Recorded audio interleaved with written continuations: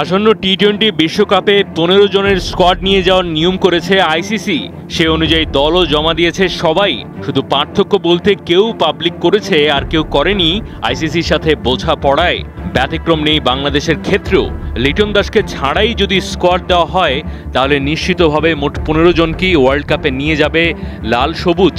তবে বিসিবি চাইলে পেতে পারে একটা অনন্য সুযোগ, যেটা পাচ্ছে না আর কেউ। লিটন দাস সহ 15 জনের স্কোয়াড ঘোষণা করলে ঘটতে পারে তেমনটা। মোট 16 জনকে নিয়ে বিশ্বকাপ খেলার সুযোগ পাবে টাইগাররা। টিমে সেই বাড়তি একজন কে? দর্শক, সেটা বোঝার জন্য দেখতে হবে পুরো গল্পটা। জিম্বাবুয়ের সাথে প্রথম 3 ম্যাচে পারফরমেন্স তো বটেই, শেষ 10 ম্যাচের খেলার কার্ড, গড়ে স্ট্রাইক রেট সবখানেই যাচ্ছে তাই। এমনকি টি-20তে তিনি ওপেনার পজিশনে চলেন কিনা সেটা নিয়ে আছে বড় প্রশ্ন। কারণ ডেটা ভিত্তিক বিশ্লেষণ বলে ওপেনার হিসেবে খেলা ব্যাটারের প্রোফাইলে 25-এর নিচে গড় থাকলে বিশ্বমঞ্চে ভালো করার সুযোগ থাকে না। স্ট্যাটিস্টিক্যালি এরকম কেউ একাদশে থাকলে ম্যাচ শুরুর আগে হেরে যাবে যে কোনো টিম। থিওরির কথা বলেন অথবা প্রিয় প্রতিপক্ষ জিম্বাবুয়ের বিপক্ষে প্রথম 3 ম্যাচে ব্যর্থতার বাস্তবতা, তাকে বিশ্বকাপ স্কোয়াডে রাখার কোনো সুযোগই থাকে না। বরং পারভেজ ইমন, তানজিদ তামিম কিংবা অন্য যোগ্য কাউকে অন্যায়ভাবে বঞ্চিত করা হবে ব্যর্থ লিটনের প্রতি অন্ধপ্রেম চালু রাখলে। তবে বিসিবির অভ্যন্তরীণ সূত্র বলছে তাকে বিশ্বকাপ স্কোয়াডে যে কোনো মূল্যে রাখতে চান টিম ম্যানেজমেন্টের একটা অংশ। সেটার প্রতিফলন আছে বাংলাদেশের কোচিং স্টাফদের একজন নিক পোথাসের কথায়। প্রথম 2 ম্যাচে ব্যর্থ হবার পর যা বলছিলেন তার সারাংশ।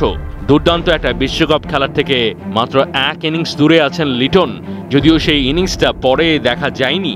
তৃতীয় টি-20তেও ব্যর্থ হবার পর খেলাযোগে করা সাম্প্রতিক রিপোর্টগুলোর বিপরীতে করা প্রশ্নের জবাবে আগে পরে লিটন বলেছেন, আমার ব্যাট হেসে ওঠার খুব কাছাকাছি। অবশ্য ব্যাট হেসে ওঠার এই কথায় হাসাহাসির শেষ নেই। গেল 50 ওভারে বিশ্বকাপের আগে সাকিব আল হাসান ঘোষণা দিয়ে বলেছিলেন ওয়ার্ল্ড কাপের সেরা ব্যাটসম্যান হবেন লিটন। পরবর্তীতে সেই ওয়ার্ল্ড কাপে সত্যি বাংলাদেশের অন্যতম সেরা হয়েছেন, তবে সেটা স্মরণকালের অনন্ত বিপর্যয় আর ভরাডুবিতে।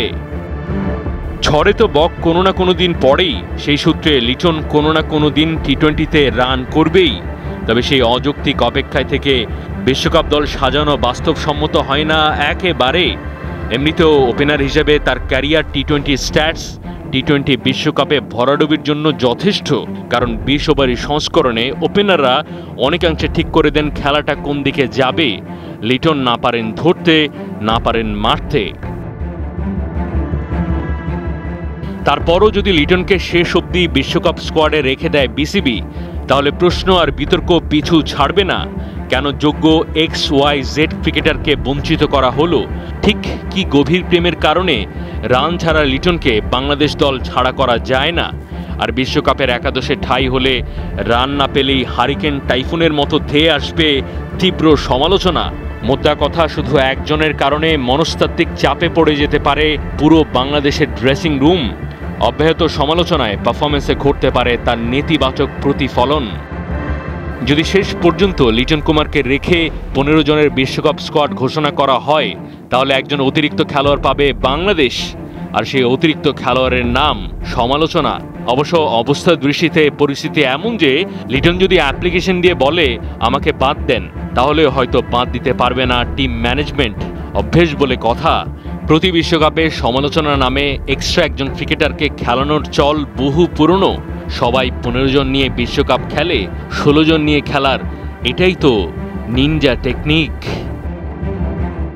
মাহাদি হাসান, 71।